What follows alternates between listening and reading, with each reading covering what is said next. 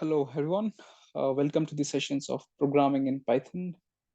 This session particularly focuses on the library called as Numpy.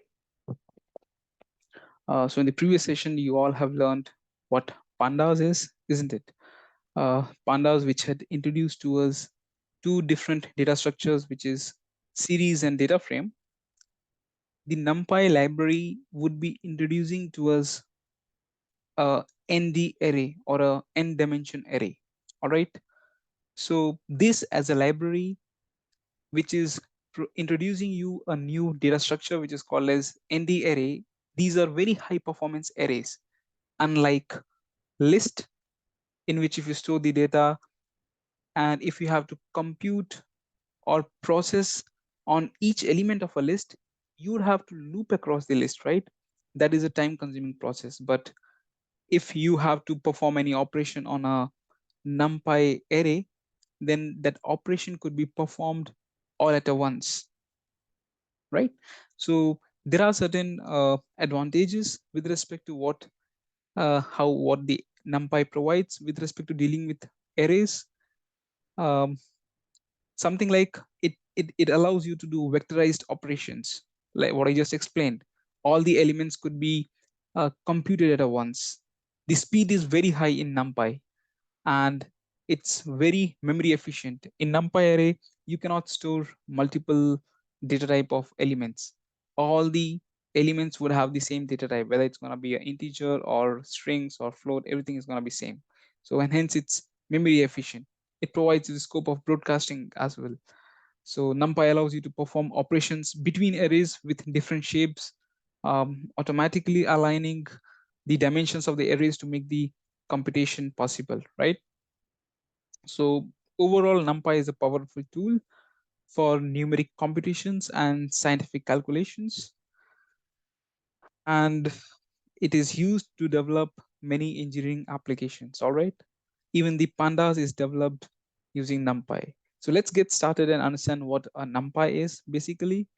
So the very first thing that you do in NumPy, you start importing the library, right? So I would write import NumPy as NP. So I'm importing that as NP. If you do not have NumPy installed, I would say go to your command prompt, type cmd, and in your command prompt, you can say pip install NumPy, okay, and you hit enter. Since I already have NumPy, it would say that requirement is already satisfied. But in case I hadn't had this NumPy, it would be installing it. The same thing you could also confirm, right? So since NumPy has introduced to us the array, now let's start creating the array. How does an array is created? So let me create a initial list first. So if it's the scores that I want to store, then I would be storing it in a list, isn't it, all this while?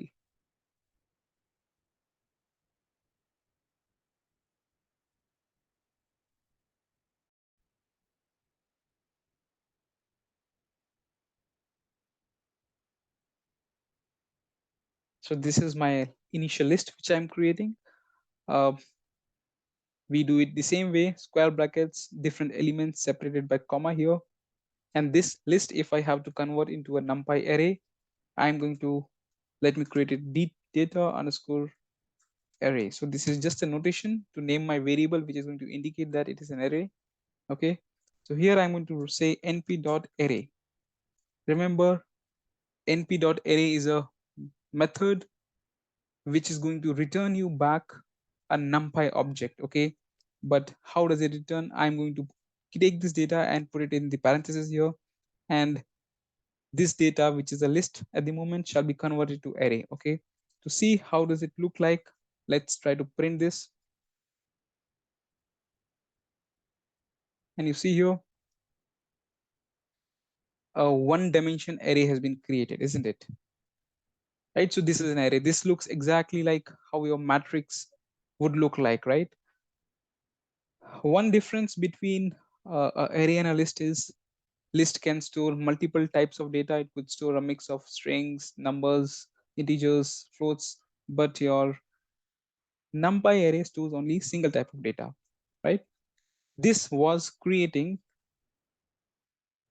one dimension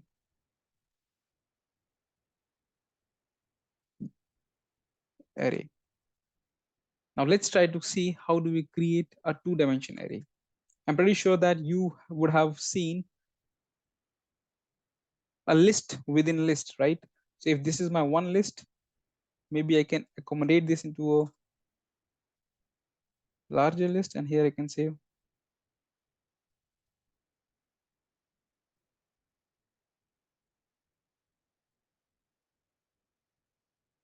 so it's a list within a list. If I shift it down, it would be easier for you to visualize that it had been a two-dimensional list, right? So let's try to convert this into a array. So I'm going to write it in a same way. The same function is something I'm going to use, and let's try to print how does it look when we try to convert a two-dimension array, right? So you can see here that a 2x6 array has been created, right? So this is one way how you create an array. This is a way to create a one-dimension array. This is a way to create two-dimension array. Now, if you must be wondering why would you need an array, then remember that a lot of data, mathematical kind of data, you might want to store it in a form of a matrix to do the faster calculation. Even your images which you see, these images are built up of RGB values, which are nothing but the pixels at each point on your display. If you have to convert or process or do the image processing, eventually you are going to need to operate on those values, the RGB values, which is nothing but a matrix of values. You will have to deal in Numpy. Numpy is a good way to deal, right? So that is one. Just like how I created a 1D array and a 2D array using the existing data, the other ways to create arrays, say I want to create 0. So I'm going to write here np dot zeros, and here I'm going to write 3 comma 4. So this is going to create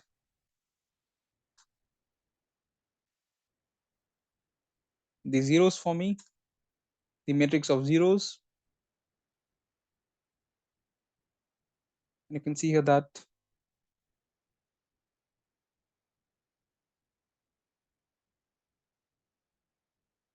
so it has to be zeros, and here I should be giving it as a tuple. Okay, so I'm giving a single entity here, but I'm giving as tuple number of rows and number of columns. So you can see here that all zeros have been created. And if I want to create ones, the matrix of ones, then what I can do is I can use ones method.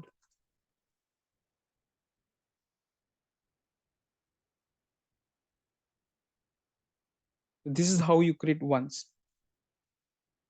So you see, NumPy gives me different methods to quickly create arrays, just like how range function in Python gives me the power to create the sequence of numbers. In the same way, there are quite a few methods here like array or zeros or ones. And going forward, if I tell you another method called as np dot arrange, okay, let's try to arrange how, let's try to understand how the arrange works, and how does it create the numpy array for you. So if I write here 0 comma 10 comma 2, then remember that these arguments are nothing but the very first argument is the starting point, the second argument is up to what point you want to go, and the third argument is the uh, you can say the gaps, with what gaps you want to create. Okay, this array, if I try to print here, you shall see that okay, it's only single r. You need to remember that, be mindful that you put just single r. All right, so you can see here an array, 1D array has been created starting with 0 going all the way up to 10 with a space of 2. If I make it 100 and if I make it 20 here, then you will see that this has been updated with 0, 20, 40. If I make 5 here, then this is going to be further large because 5 is a smaller uh, distance. right? Okay, this is arrange. Now let's try to learn the other method called as line space. So in NumPy, the line space method, what it does is this also creates an array for you. However, if I tell I want to create the array within the range 0 to 1, however, I need 50 data points. So what happens is from within the range 0 to 1, this range is going to be divided into equal 50 data points and the array shall be created for you. So let's see how does an array look like when you try to create through line space, right? So look carefully how this range has been divided into 100 points, 50 points. If I make it 10 points, then you would see that it's even smaller, right?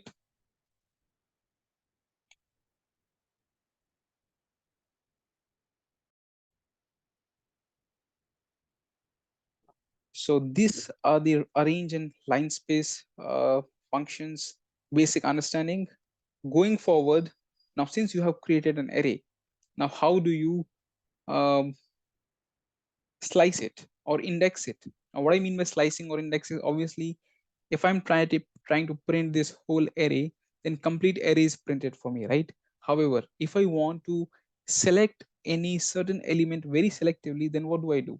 Just like your list or dictionary or uh, series, I put very square brackets here, and within this I give the index number. Okay, so here I'm going to get 0.00. If I get, if I give 2 here, then I'm going to get 0.22. So this is at the 0th position, this is at the first position, and this happens to be your second position. All right. Right. If I want to give, so suppose I have 2D array, something like this. Let me take this 2D array here. Okay. Suppose I have 2D array here. And in this, if I want to select from first row and say second column. So this happens to your first row, right? And 0, 1, 2, 30 should come. So as you can see that 30 has come up. If you want to visualize how 30 has come up, let's try to print the array first. And you can see that this is how your array looks like. And in this, when I try to give with respect to rows and columns, then first row, that means this is the zeroth row, this is the first row, and in the first row, second column. So first column, second column, and here. So 30 is what is being given to you. All right. This is one. I can also remember, I can also access um, the content here with respect to range. So within 0 to 10, or maybe I can say 0 to 100. So how does it look like? Our array looks like this at the moment. If I want to slice it from second position all the way up to 7th position, let's see what do we get. So we get this, right? Let me also print here without slicing so that we are able to compare. How does it look like? You can see here that this is a full array and this is your sliced array. The bottom one is your sliced array, right?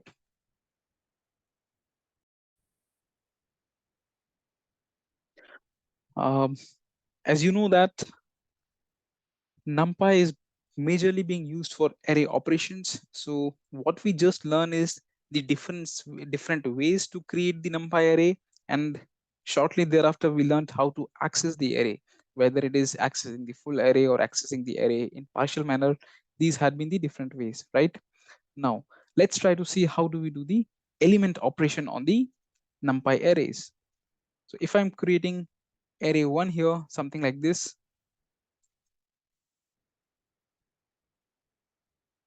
so I will create a random list here. And in the same way, I'm going to create another array here.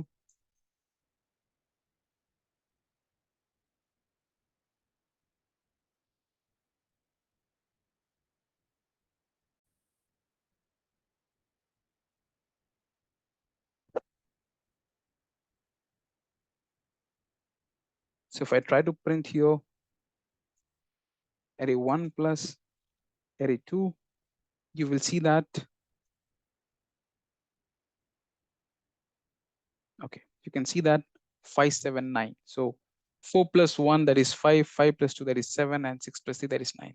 You can see here that element-wise operation has been done in NumPy array. Now, had it been a list, if you had to try to do the same thing with a list, maybe I can show you here. This list plus this list, it would have given you a concatenated list. That means a larger list that is formed using these two, right? Look at this. Yep. And if you had to do the overall operations on this list, you will have to loop through each element. But in array, you can have even the million elements of list, multiple list. You can all do such kind of operation on element wise, corresponding element wise together. And it's very efficient and very fast. And in the same way, if I have a list here, which is I'm trying to convert into array, I can also tent array. I can also do more operations like array 1 multiplied by array 2. Let's try to see how does the resultant array looks like. So if I run this, you can see here that 41080, that is the multiplication has taken place. The similar thing I can as well do with subtraction. And you can see that the resultant operation has taken place, right? Okay. Not just this, we can also perform certain mathematical functions on array. So like I said, this is a numeric computation library. The mathematical functions that you could do on it, let's try to give a quick look at it. So if this is my array here, maybe I can change some values here. Okay. If I try to, if you had, I had to do the exponential function. So what I can do is maybe result equal to np dot exponential array 1. Now let me try to print here result. You can see here that the exponential has been performed on it, right? In the same way, if I had to do the logarithmic operations, then I am supposed to use the log function here. All right. So let's see what the result is. So the logarithm of 1 is 0, the logarithm of 2 is this, 30 is this, so on and so forth. This function has been applied on each array, right? And in a similar way, if I had to do more operations, for example, I want to perhaps reshape my array. So let me first create an array of certain dimension, like array equals to np dot array, and within this I'm going to create a 2D array, so 1 comma 2 comma 3, and the other element is going to be 4 comma 5 comma 6.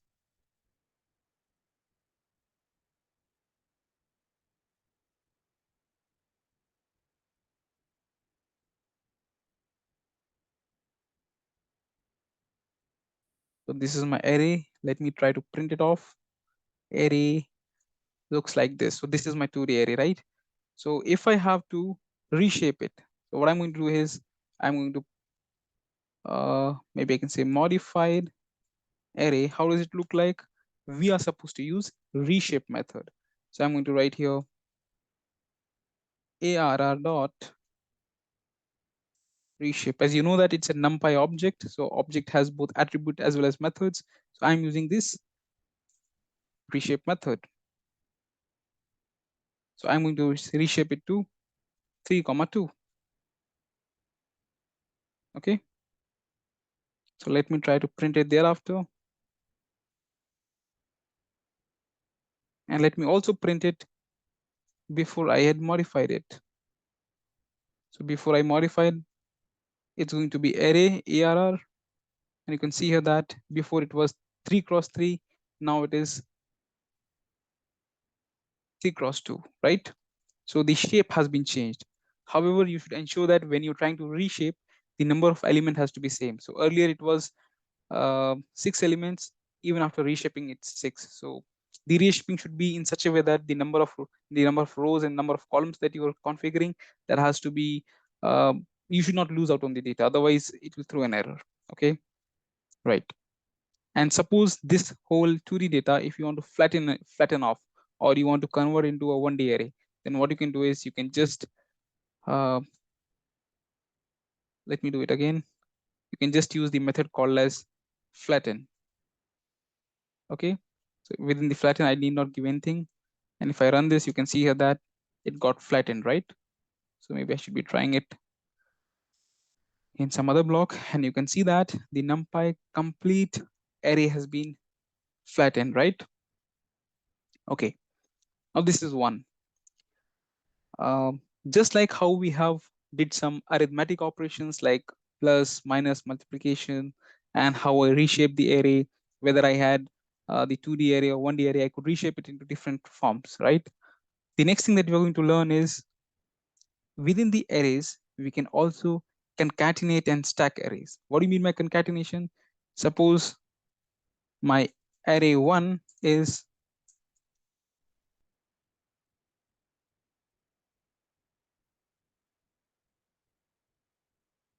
in a similar way. If I have my array 2 as,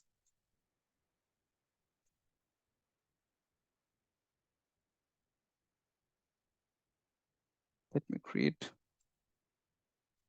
right? So if I do here modified array np dot concatenate is the function that I'm supposed to use, and within this I can give array 1 comma array 2, right? And here after concatenation, if I try to print modified array, let's see how does it look like.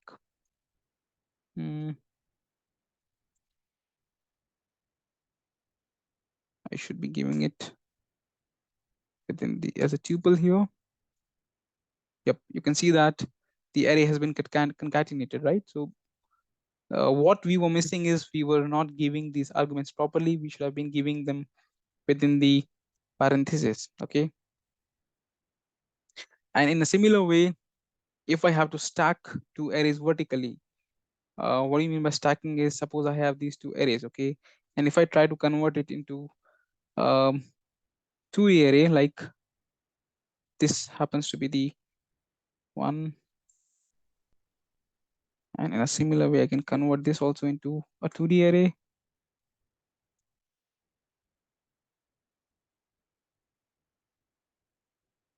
Now if I want to stack it vertically, what I can use is I can say np dot vstack. Okay, and in a similar way I have to give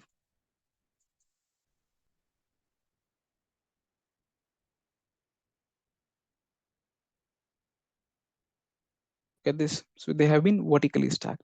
In case you want to horizontally stack them, then you can write instead of vstack, you can use headstack method. Okay, you can see that they have been stacked horizontally, right? So a quick revision here. We learned what a 1D array is. 1D array is nothing but it is like a list wherein you have one dimension sequence kind of data in the array format or a matrix format. And a 2D array is somewhere where you have multiple rows and multiple columns, right? We have learned how to convert a list into an array using array function. We have learned how to reshape it, how to flatten the array, how to concatenate the arrays. Now let's see if I have to do the generation of an array randomly. So, using the methods like arrange or line space, of course, we were able to generate the arrays using array. We were telling that, using lines arrange, we were telling that I want to have the array starting at 0th position, ending at 100th position here with equidistance of 5. But when it comes to line space, I have the range, and that range I am distributing in 10 data points, right? But if I want to randomly create an array, what do I do? So I remember that NumPy inherently use random library in itself. So if I use array equal to np dot random dot rand, okay. So in this, if I tell that I want 3 cross 2, and if I try to print here array, you will see that a random array has been generated, right? Right. So this is about how the array could be generated. And now, suppose you want to convert into, let me increase this array size here. I'm going to say 10 rows and 5 columns here. Okay. So this is something has been generated. Right now in this, suppose I want to filter out. So you can also mask and filter the arrays. Let's take a basic example here. For example, I have data 1 equals to, if this is my scores, I have 50, 25, 45, 75, 65, 82. I want to filter this off. What I can do is I can create a mask. Mask is nothing but data 1 and greater than, say, 50. Okay. And if I write here filtered data, then I can say here data 1, and here I can say mask. So this is a way to filter off your array. If you try to print here, you will see that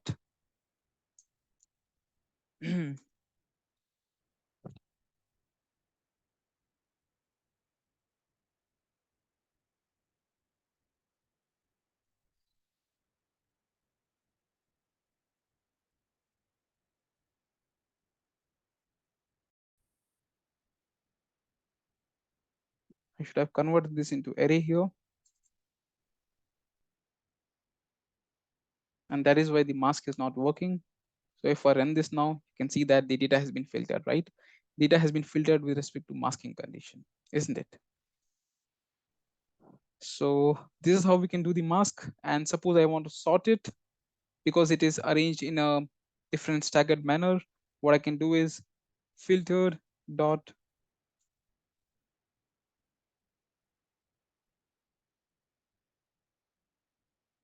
I can use np dot sort method here. And now if I run it, you can see that it is sorted, right? So these are few methods that you have learned, how to create an array through different functions. You have arrange, you have line space, you have array, you have, for the concatenation, you have vstack, you have head stack. If you want to do any mathematical operation, whether it is logarithmic or exponential over the whole array, you have these methods, right? So this is something, these are the basic methods and basic functions that are available at your disposal for you to create arrays. And then uh, these array could be processed mathematically together. Different computations could be performed. What arrays were that we created, these are just few elements of array, but the actual array could run into millions and thousands number of elements. Okay. So we have learned basics of NumPy. Now let's try to also learn the basics of matplotlib.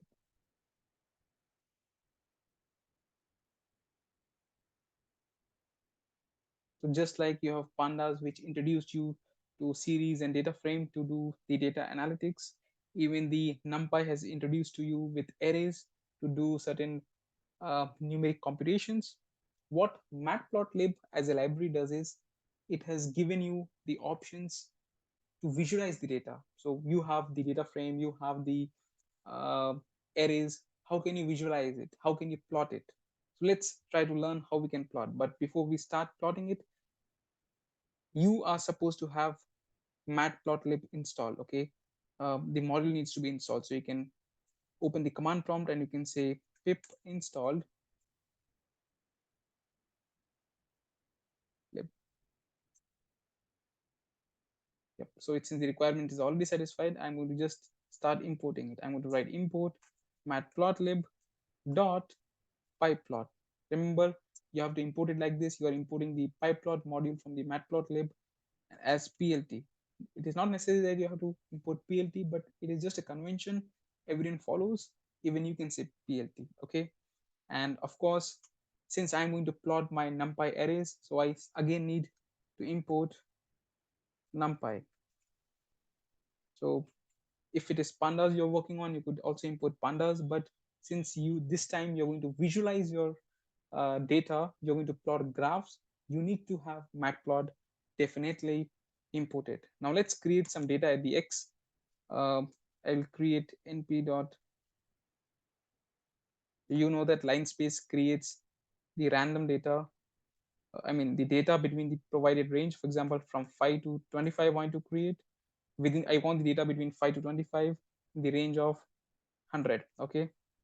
And then y could be the sign function, so maybe I'll use the sign function here. That means for x, whatever value we are going to have for x. So before we go forward, let's try to print what is x, okay. So this is what we are going in the x, right? So this is what. Now let me calculate y as a function of x, and then if I try to print here y instead of x, now you will see that you get this here, right, as a y. Now let's see how we can plot it. So remember that I'm going to say plt dot plot. This is the very basic way, and I can say here x comma y. My x comma y is going to be plotted, and then this is a plot object, so I'll have to show, just like how you do print to get your output on the screen. Same way, you this plt method, this plt object, you have to call first plot, which plots. But if you really have to see how the plot looks like, you will have to call the show method also. So if I run this, you can see that for the value of x and its corresponding y, which is a sign function, this graph has been plotted, right? Okay. Suppose I want to give some random values. For example, x I am giving here 5, 10, 15, 20, 40, 5, and 60. And y I'm giving here. So here I'm not using any array here. I'm using my list here.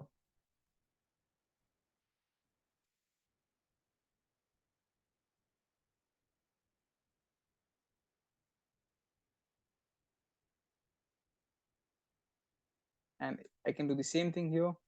I can just plot my x and y, and you can see that x and y has been plotted here, right, like this, right? Okay. If you want to customize your graph, suppose if you want to customize your graph, then what you can do is, there is one way. You can say plt dot, here itself, before you show your graph, you can write plt dot grid. Now let's see what grid method does. It creates such grids, these square grids, okay. And if you want to give some title to your graph, what you can do is you can say plt dot title, and within the title you can say sine wave graph. All right, so let's see how does the title looks like. You can see here that sine wave graph, the title you have got here, right? So this gives better readability. Now if you want to give some label to your x-axis or some label to your y-axis, what you are supposed to do is you're supposed to give x label. Here I will give, this is x label, and in the same way I can give your y label also. So let's see what do I get with y label. You can see here that this is y label, this is x label. This is how you can customize. All right, so this is one. And not just this, there are further ways to customize your graph. Let's learn few more. So apart from these, what you can tell is plt dot um, plot while you're plotting, okay. So here is where you're plotting, right, x comma y. You can also give something called as r. This means that your graph is going to be of red color and your marking will be dashed. So you can see that it is dashed like this, okay. And if you want to change the thickness, what you can do is you can also say plt dot uh, plot. Here itself you can give, so it's the argument that you're supposed to change line width equal to 2.0. So you can see that it has changed, right? If I give 5 here, then further thickness you're going to achieve like this. Okay. And if you want a different marker, say you don't want dash, you want O, then you can give like this. O. O.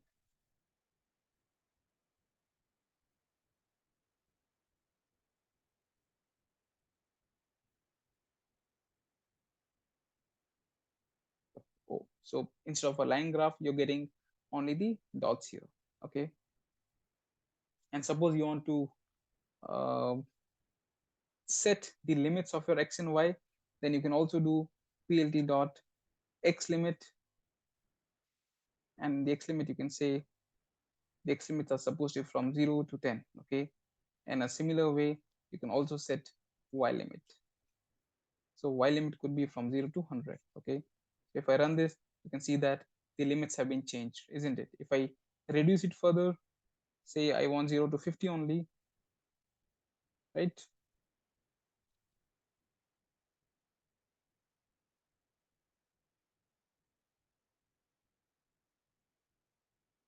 Let me take a line graph itself. So that's how you set the limits. Okay. Suppose you want to create two graphs, then there is a concept of subplots in uh, matplotlib. Let's see how do we do it.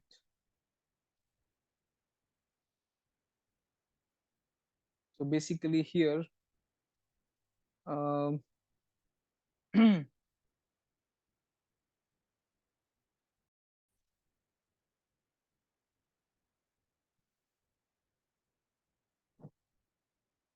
maybe I can take the x from here.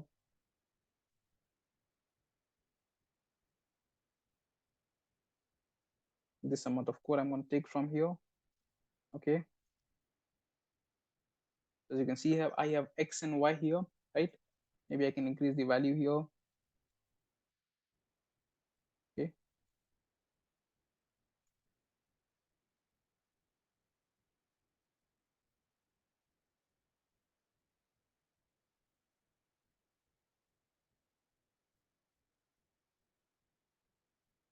I want just the values between 0 to 10 and 100 values I want. And here I'm going to say y2 equals to np dot cosine function. Okay. So y1 is sine function, y2 is cosine function. Now I'm going to create a figure with two subplots. So how do we do that? I'm going to write fig and then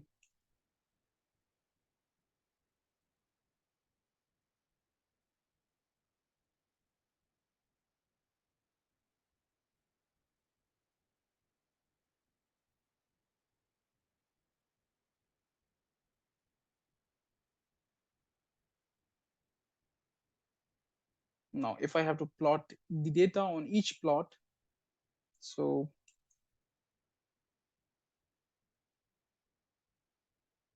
what I have to do is I have pressed run by mistake. Let me complete the code here first. So ax1 dot plot x comma y1. Okay. In a similar way, on the axis 2, I'm going to plot x comma y2. All right. And then for ax1, I'm going to set title sine of x. And in a similar way, for axis 2,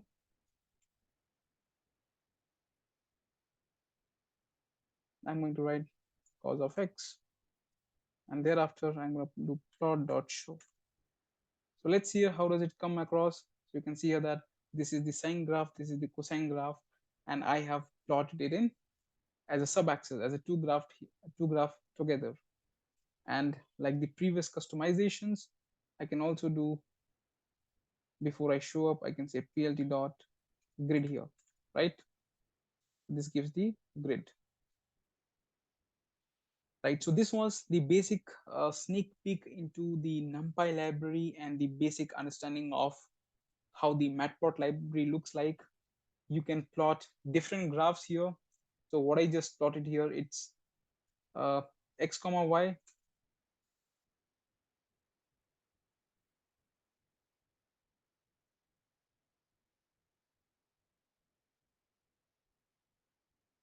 Let's try to learn here different types of